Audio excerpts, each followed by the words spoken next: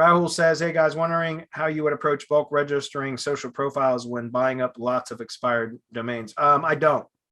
I mean, I haven't approached it yet, so I don't really have an answer for that, Rahul.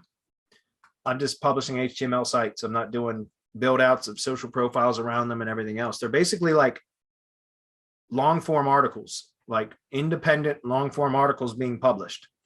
And then I do tier 2 link building to that. So they're not just orphaned. Well, they're not orphaned anyways, because they've got links, inbound links to them, or else they wouldn't have topical trust flow metrics. And I require a minimum of 5 referring domains, or I won't purchase the domain. So they're not orphaned in the sense. I mean, I guess they're orphaned because they don't have internal pages and all that other stuff, but they have inbound links pointing to them.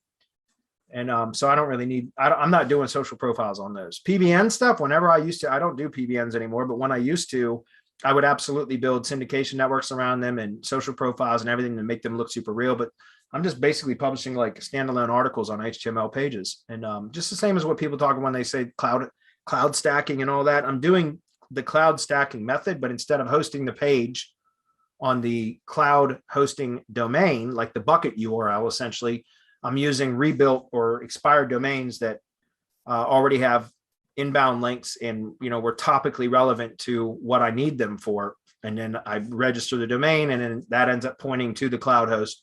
So it's the domain that resolves, not the bucket, if that makes sense.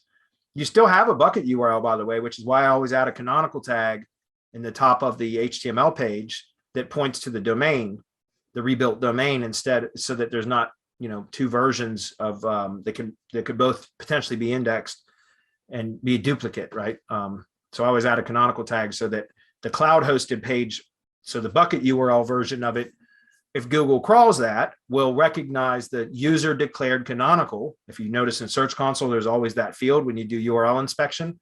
The user declared canonical will point to the HTML page on the domain that I rebuilt, if that makes sense. So it pushes the credit to there. Which, by the way, you can do some pretty ninja stuff with tier 2 links when you build links to the bucket URL that's canonicalized to the domain URL, and it makes it hard for people to detect those backlinks, but it still pushes the credit over there. So pretty cool stuff you can do.